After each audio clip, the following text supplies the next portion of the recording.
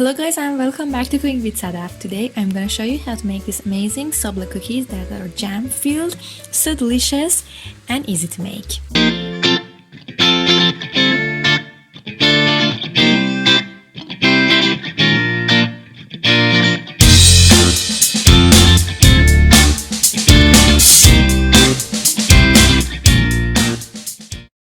For making this cookie, first prep your ingredients, then chop some ice cold butter and pour your flour, which is sifted, along with some salt into your bowl, and with your hands rub the butter into the flour until it's crumbly and a wet sand-like texture. After it's all incorporated into the butter, pour your sifted powder or confectioner sugar and continue to rub it in until the whole mixture is homogeneous and all crumbled and there are no big pieces of the butter left. You can also do this into a stand mixer or food processor too. Then make sure that everything is well combined. Make a well in the center of your mixture.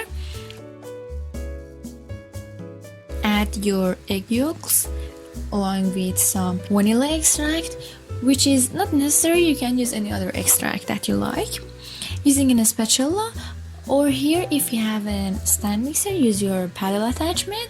Gently fold in the dry mixture into the wet mixture. Then pour all of your mixture into a clean surface and with the help of the palm of your hands just rub and massage the wet mixture into the dry mixture, and you can see that slowly the dough is becoming together. It's a little crumbly at first, but don't worry, do not add too much flour because it will come together, trust me. After about a minute, you can see that the dough is becoming together. Note that we are not kneading the dough, just making it together. Just drizzle a little bit of flour to make sure that it's not sticking to your hands anymore. Pat it on the dough. Grab all of the bits of the dough that is hanging around, make it into a disc. You can make it into a cylinder too, but a disc is better. Put it into a plastic wrap and chill the dough in the fridge. You can use this dough right away, but I highly recommend to chill the dough either in fridge or in the freezer.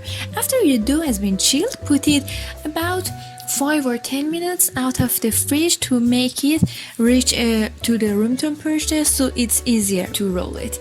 Put your dough between two plastic wraps. As you can see, this helps for the dough to not stick to the rolling pin. Roll your dough until it's thin enough. As you can see, it's thin but not so thick, and I'm here using some round and heart shape cookie cutters. You can also use knife or any other cookie cutter that you like. Just make sure that you are putting the top parts of the cookies in a baking sheet and the bottom part of the cookies in another baking sheet, since the baking time is different and we don't want to burn the cookies. After that, you can bake them and let them cool. Then fill the cookies with whatever jam you like or filling.